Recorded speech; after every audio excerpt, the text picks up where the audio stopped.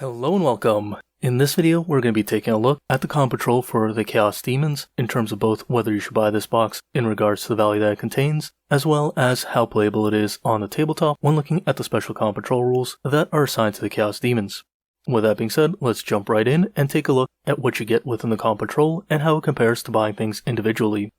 To begin with the comp patrol, you essentially get a 500-point army, sometimes a little more, sometimes a little less, and you get quite a good assortment of stuff within the Chaos Demons comp patrol in specific, and the contents are as follows.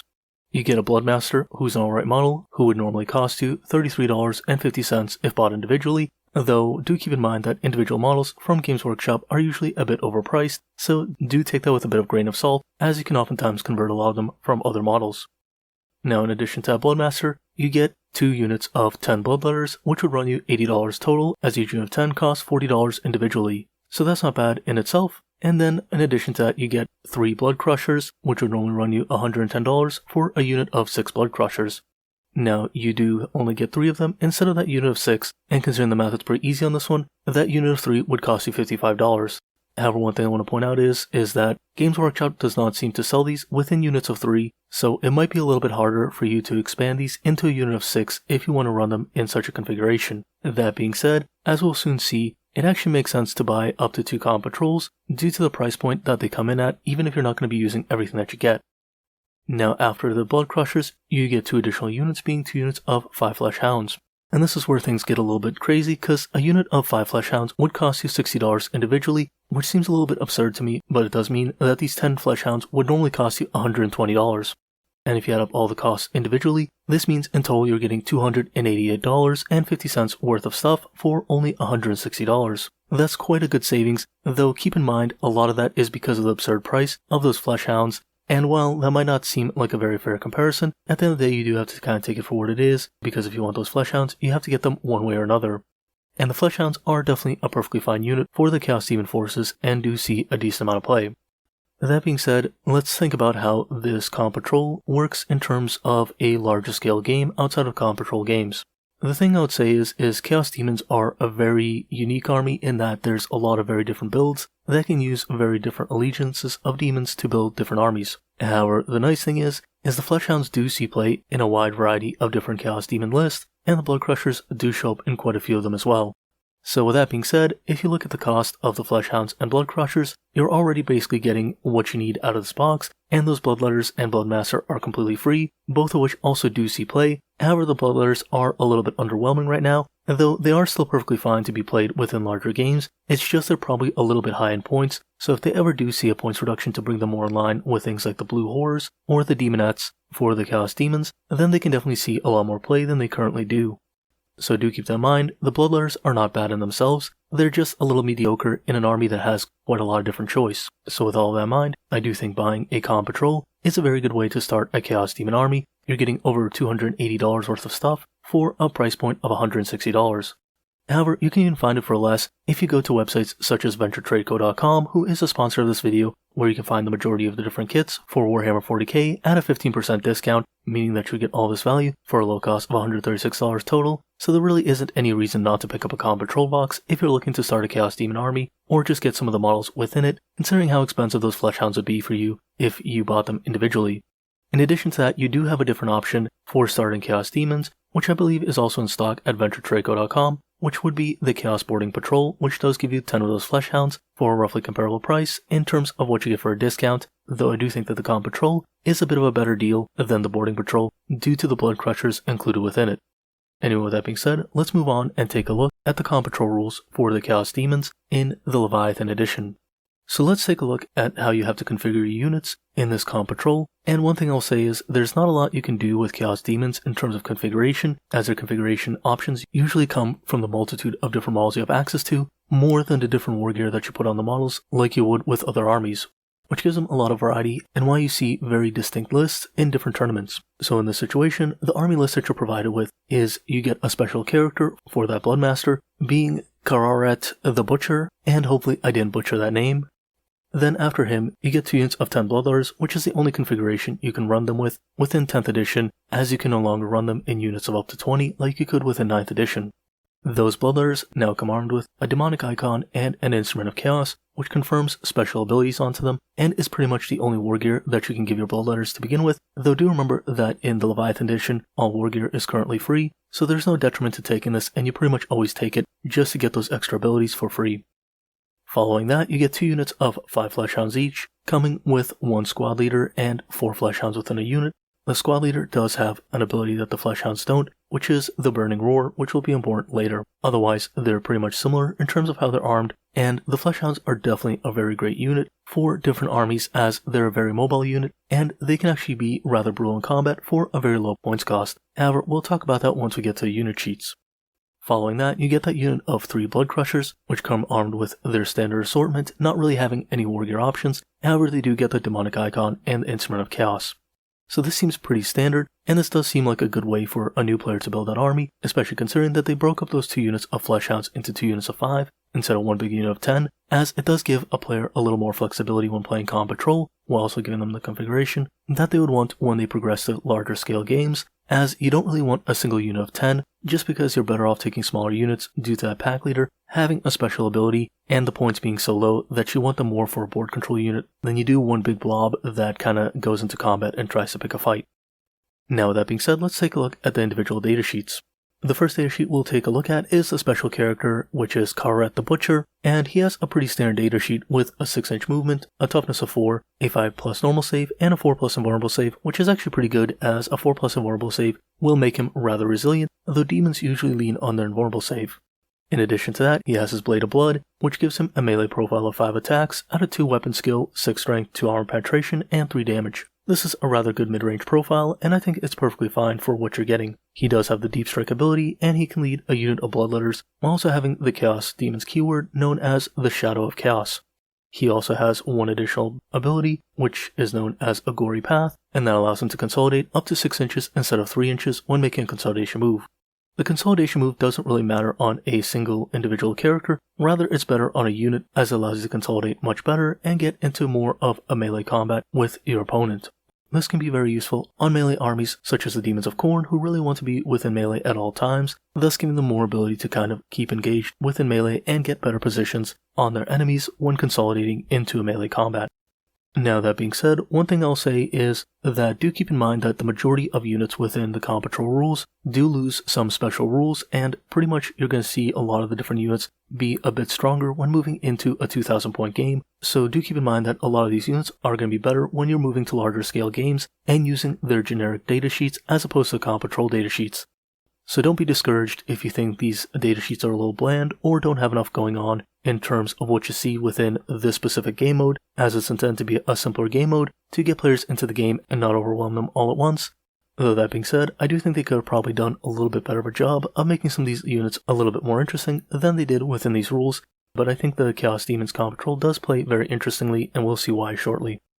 Now the next datasheet we come to is the Bloodletters datasheet, which has a similar profile to their leader, as they have a 6-inch movement, a toughness of 4, and 1 wound, though one thing to keep in mind, they do have a much weaker save of a 7+, meaning that they don't get a normal save normally, and they're reliant on their invulnerable save, which is a 5+.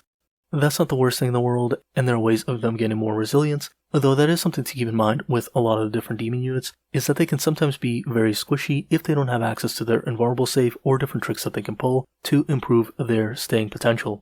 Now taking a look at the special abilities, they also have the Deep Strike ability and the Shadows of Chaos, meaning that you have a very easy time of essentially deep striking a unit of Bloodletters or a unit of Bloodletters with their special character leader, giving you more flexibility in terms of your positioning, and it does make up for some of their mobility issues as they only have a 6-inch mobility with no transport options within the Con Patrol. So that Deep Strike ability can really help get in position when using these Bloodletters, so do keep that in mind as that's going to be a very powerful ability when you want to position a unit of Bloodletters with or without the character in terms of where the board state is. However, do be very careful as a new player when facing against armies with a lot of units, as it can position in such a way that you're going to be deep striking in a place that's going to be kind of hard for you to reach certain objectives and to get into certain positions in order to make the most use out of your Bloodletters, although at the same time, considering it's a Con Patrol game, you shouldn't have too much difficulty.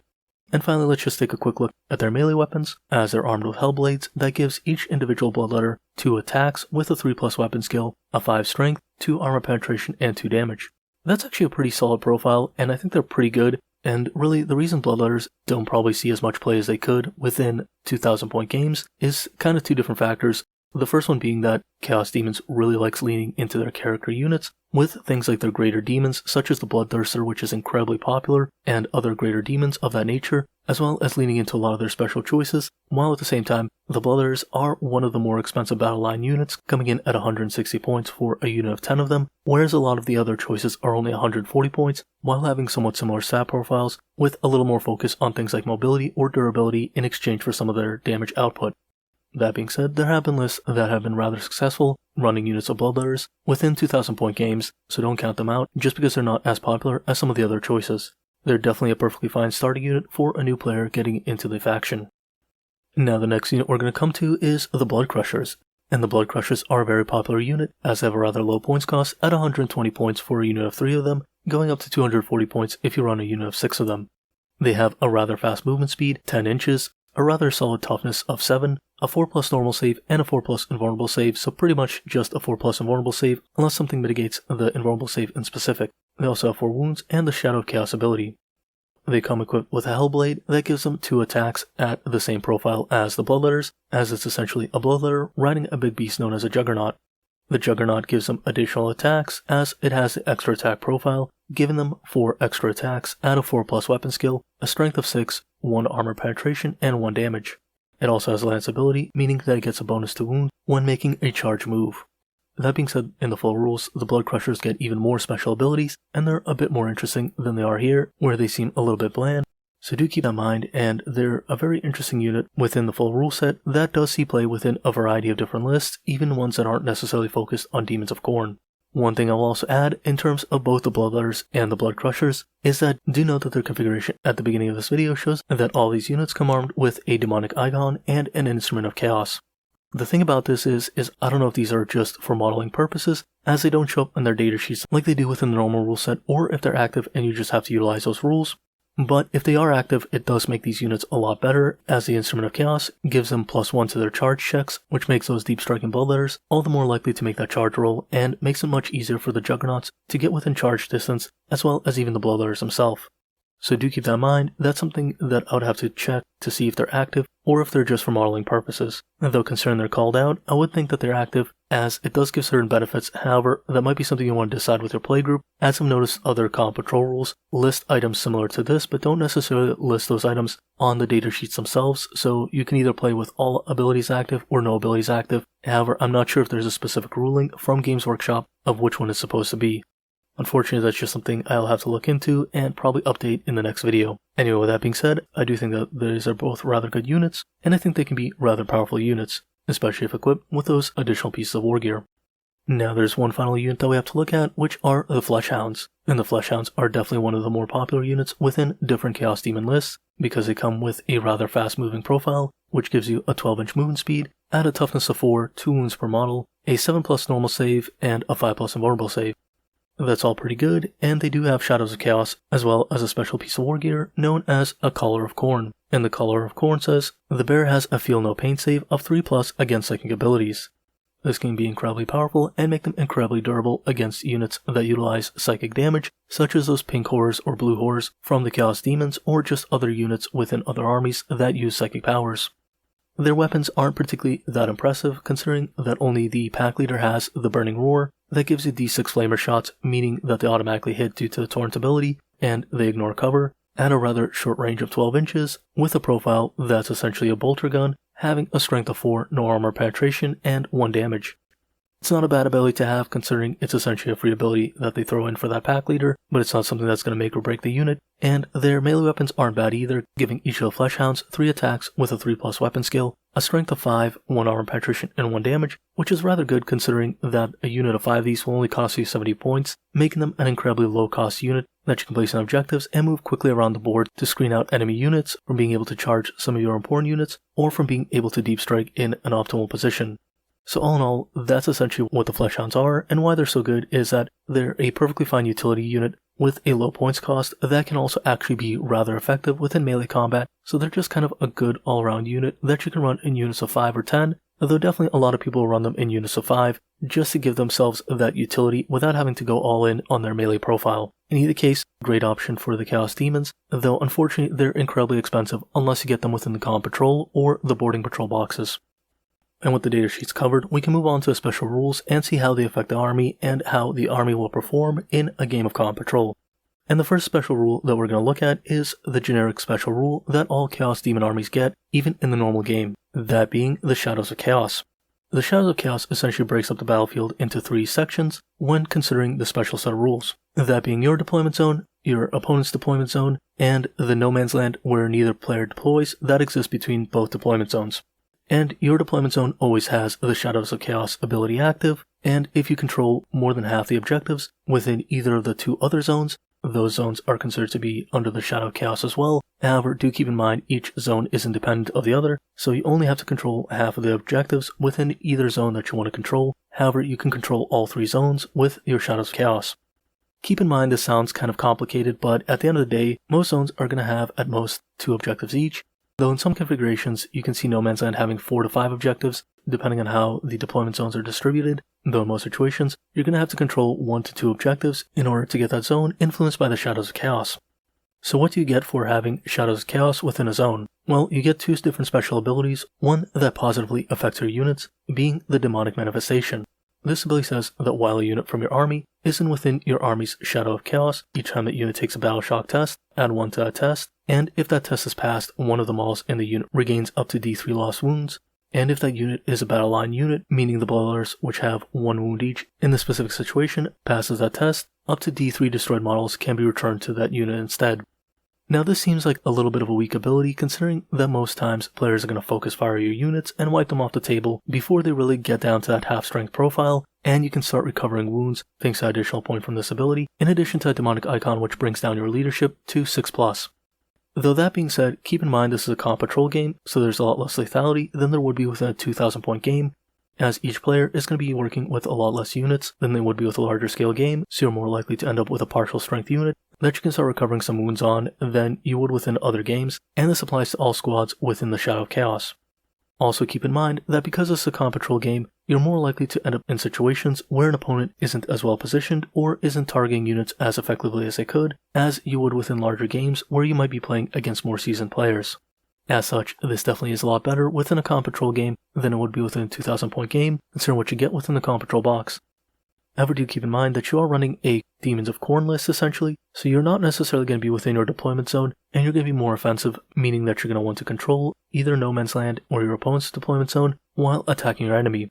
However, you do have a lot of units to work with within this Comm Patrol, which is very nice, and this ability really does encourage you to play that kind of Demons of Khorne army, where you're going out and capturing other objectives, which is also kind of the main focus of Warhammer 40k, which is controlling the primary objectives while also doing secondary objectives. This means essentially this is a very effective ability in terms of getting a player accustomed to how a game runs, and I think it's a really good way of Games Workshop really capturing what 40k is about within the current rule set. Anyway, there's one other part of this ability, which is Demonic Terror, and that simply says while an enemy unit is within your army's Shadow of Chaos, each time that unit takes a Battle Shock test, subtract 1 from that test, and if it's failed, that enemy unit suffers D3 more wounds. That's also pretty good, but once again remember, you're probably going to be trying to wipe out units, more so than reduce them to half strength. However, in situations where you do reduce them to half strength, it's nice to have this additional bit of damage, and making it a bit harder for them to pass their Battle Shock test. Once again, in Comm Patrol this is probably a little bit more relevant than it would be within larger game modes, so that's definitely a very big bonus to have. Now the Comm Patrol also has some special abilities that are unique to the Comm Patrol itself and aren't included within the normal Chaos Demons rule set, so let's take a look at the enhancements, stratagems, and secondary objectives that are unique to this Comm Patrol. We'll start with the enhancements, which there are 2 different options, and this can be given to the Bloodmaster, which is that special character, and you get to choose from one of these when building your list. The default enhancement you get is Incarnate Rage, and this one says that while the bear is leading a unit, melee weapons equipped by models in that unit have the Lethal Hits ability. This seems like it's a little bit weaker than it first does, as lethal hits require you to roll an unmodified 6 to hit in order to automatically score a wound. Though that being said, keep in mind that you're putting out 20 attacks on the Bloodletters and an additional 5 attacks on the special character, so you're essentially going to be scoring 4 critical hits on average with this ability, which can be rather powerful. And the other thing to keep in mind is that pretty much all of your units have a very mid-range profile, with strength profiles of 5 to 6, meaning that you would probably have a little bit difficulty against certain enemy lists that might feature vehicles that have a higher toughness characteristic, so this can definitely give you some play against enemy vehicle units and enemy units that have a higher toughness that you might otherwise struggle against with the units that you're provided with. So this is definitely something that I think I would want to use, as even though it's not the most impressive ability, it can definitely help you put through some damage on units that you might otherwise struggle putting damage on within the Calm Patrol rule set. So all in all, that's a very powerful ability for that specific style of play, and I think it's definitely perfectly fine to have that ability on your special character and just go with it. So what's the second optional enhancement that you can put on the character in place of that first option? Well, that is Warp Locus, which is an aura ability. And this aura says the area of the battlefield within 3 inches of the bearer is considered to be within your army's Shadow of Chaos. That's not a bad ability to have either, because once again, remember, it's a Calm Patrol, so you're more likely to end up with half-strength units than you are within 2,000 point games. This also means that you can kind of keep that unit alive that the character is with while doing some potential other tricks with some of those other abilities. And you can even have other units next to them in order to benefit from this ability as well. Though that might force you to cluster up a little bit too much, and it can be a little underwhelming at times in comparison to those lethal hits, especially if you're expecting to play against something like the Adeptus Mechanicus, who have a rather potent vehicle, in their Doomcrawler, which also feeds into their secondary objectives, meaning that's a unit you really want to destroy. So generally, I think you're going to be defaulting to the lethal hits enhancement just to be more consistent and to be a little more aggressive, though there are situations where I think you're probably going to take the Warp Locus if you feel like the lethal hits isn't going to provide you as much output as you want it to. I think these are a nice set of abilities, as one seems very powerful and kind of mitigates some of the issues that the army might have, while the other one seems just kind of okay, but you might sometimes take just in case. In terms of secondary objectives, you get 2 different options like you do with other Calm Patrols. The first and default option is known as the Worthy Offerings, and this secondary objective says, at the end of the battle, you score 6 victory points if your opponent's warlord is destroyed, and in addition to that, if your opponent's warlord was destroyed by an attack made by your warlord model, you score 10 victory points instead. Now that's not necessarily bad, as you have a lot of output. However, in a lot of situations, because of how small these games are, I feel like if you're destroying your opponent's warlord, you're probably already way ahead, as you've gone in a position where you can take advantage of your opponent, and I think in most situations, you're probably going to be getting a bit more of a win more situation when using this ability, and do remember that your special character, which is the warlord, doesn't have the precision hits ability, so you're even less likely to destroy a character with his specific attacks. So that being said, I think it's a bit of a trap, but let's take a look at the other secondary objective and see how it compares to this one, as maybe this one's just better, even if it seems kind of weak, but sometimes you will pull it off and it can be pretty okay in that situation. The second secondary objective is known as Dark Conjugation, and the secondary objective says, from the second battle round onwards, at the end of your turn, you score 1 victory point for each objective marker that is within your army's Shadow of Chaos and not within your deployment zone. So this is interesting, and this is where that second enhancement option comes into play, as you can potentially use it to score additional victory points if you're sitting on an objective while not necessarily controlling half of the objectives within the specific zone that you're in. However, that being said, I do think this is the better of the 2 options, because it can give you some additional victory points that you would not otherwise score, even if you're kind of losing the game on the battlefield, which is definitely somewhere you don't want to be, but in some situations, you're just going to end up in a position where you kind of have to control objective markers and make the best of it as you can while your army gets slowly obliterated, and you can't necessarily be as aggressive as you want to be. That being said, you're not going to score a ton of victory points, so if you feel like you can take out your enemy's warlord pretty effectively with the units that you have available to you, the first secondary objective is probably a little bit better. However, this one can be rather effective, especially with those Fleshounds if you can position them on objectives that you might not be otherwise able to get with slower moving units, and then essentially you can start racking up victory points rather quickly if you're outmaneuvering your opponent, which can be a very effective strategy.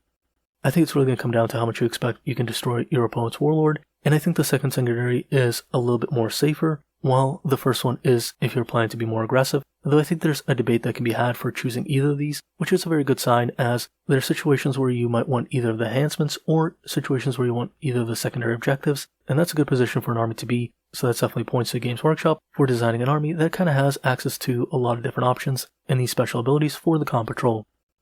Now finally, there are 3 stratagems unique to Calm Patrol, the first of those stratagems being Blood-Madden Banishment, and this stratagem is pretty good coming in at 1 command point, and this is used in the fight phase when an enemy has selected its targets. This targets a unit of Bloodletters, and the effect of the stratagem is, until the end of the phase, each time a model in your unit is destroyed, if that model has not fought this phase, roll 1d6. On a 4+, that model gets to fight before being removed from play at the end of combat. this can be rather effective, as sometimes your opponent will get the jump on you and sometimes be able to take out some of your bloodletters before they can counterattack, and this gives them a 50-50 chance of attacking back before being destroyed completely. And considering how powerful the bloodletters can be within melee, this can be very effective against certain enemies that can put out a lot of damage or have some kind of fight first abilities, though I'm not sure how much those would show up within comp patrols, so that's something to keep in mind as well. It might end up being lackluster sometimes if your opponent's just not destroying enough of your models for it to matter, as it is only a 50-50 chance of getting to fight upon being destroyed. Now the second special stratagem is known as Empiric Predators. This stratagem is used in your opponent's movement phase, just after an enemy unit ends a normal move, an advanced move, or a fallback move. The target of the stratagem is one unit of Fleshounds from your army that is within 6 inches of that enemy unit and has not been targeted with the Fire Overwatch stratagem this phase. The effect of the stratagem is that unit of Fleshounds can move a normal move of up to 6 inches. However, there is a restriction that says until the end of the phase, your unit cannot be targeted with the Fire Overwatch stratagem. So this is a little bit of a hard stratagem to understand in terms of wording, and it basically says that you can't use Overwatch or have used Overwatch with this unit if you use this stratagem, and Overwatch is pretty decent on flamer weapons. However, considering the flamer weapon is only on the pack leader of the unit, it's probably not a stratagem you're going to be using a ton, though it is kind of the only unit in your army that can benefit from the Overwatch stratagem within the comp patrol, so who knows. But anyway, that being said, essentially it allows you to move away your Fleshounds and make it harder for your opponent to charge you, or if they're falling back you can kind of pursue them and essentially make it easier for you to charge later on, though that can be a little bit risky if they have some way of firing at you after making the fallback move. It's a nice ability to have access to, as you can really mess with your opponents using the mobility of those Fleshounds. That being said, it's definitely an ability that seems a lot more complex than I would expect from a comp patrol box, but then again, Chaos Demons are a bit of a complex army, so there's definitely something to be said about giving players who decide to play it more complex abilities to kind of get them into the mindset of what demons can do. And finally, the last special stratagem is Manifest Hate, and Manifest Hate would cost you 1 command point, which is rather low, and I'm kind of surprised there's no 2 command stratagem for this specific comp patrol, but maybe that's kind of normal, as the only other one I've seen so far is the Adeptus Mechanicus comp patrol. Now the timing of this ability is in your opponent's shooting phase, just after an enemy has selected its targets. The target of the stratagem is one Legion's Demonica unit from your army that was selected as the target of one or more of the attacking unit's attacks. And to clear up any confusions, Legion's Demonica is pretty much every unit within the Chaos Demons, so all of your units within the comp patrol have this ability, so it pretty much says any unit within this comp patrol. The effect of this ability is that until the end of the phase, models in your unit have a 4+ invulnerable save instead of their normal invulnerable save. This can be very effective on something like the Fleshounds or the Bloodletters, as all of a sudden it can make it that much harder for your opponent to shoot at them, considering that you can all of a sudden improve their invulnerable save to be a 50-50, and invulnerable saves are pretty much going to be effective against almost everything except for more wounds and a few niche abilities that I don't know if they exist within comp patrol rules that would otherwise bypass invulnerable saves. So this is a very powerful ability to have access to, as it can really let your units stay alive in order for them to get within melee combat, or even just survive long enough in order to utilize that Shadow of Chaos ability, once again giving you more power to the Shadows of Chaos, making that second enhancement a little more interesting, and at the same time making your generic special rules all the more enticing to use. All in all, I think all of the abilities for this comp patrol are really good, I think all of the special rules are really good, and I think the units are all really fun and good to use, as well as giving you a large assortment of them, and giving you a huge discount in comparison to what you're paying for this comp patrol box. So all in all, I would say this is a 10 out of 10 box. However, I will point out that do remember you're going to struggle against certain armies, because number one, you don't really have any shooting within this army, so certain armies that are very shooty might be able to take advantage of you, though you do have some tools to deal with them, such as the high mobility on some of your units, as well as those stratagems and Shadows of Chaos to kind of keep you alive through all those different scenarios. And on top of that, even though a lot of your units have kind of a mid-range profile, making it harder for you to deal with more resilient units such as tanks and other really high durability characters, you do have something like that enhancement that gives you those lethal hits that allows you to potentially bypass some of the defensive capabilities of enemy units. And not only that, but you're putting out so many attacks that sometimes you might still get lucky and still kind of put out enough damage to deal with some of those units just because of the sheer volume of what you're putting out. All in all being said, I think this is a great box. I think it's a great way to start an army. I think it gives you a great discount. So if you're looking at a Chaos Demon army, don't be afraid to pick this up and use it as your starting point. Although do keep in mind you also have the option of the boarding patrol if you can still find those available in different places. Though at the time making this video, they are available at AdventureTradeco.com, who also now carries Green Stuff World products, so if you're looking for any things to modify your bases or different hobby tools, do check out the website. Once again, link in the description down below. And as always, thank you for watching. If you liked the video, do give it a like. If you hated it, give it a dislike, and let me know why you disliked it. and don't be afraid to share this video with those you think might benefit from the contents of this video. Anyway, thanks once again, have a great day, and see you next time. Bye.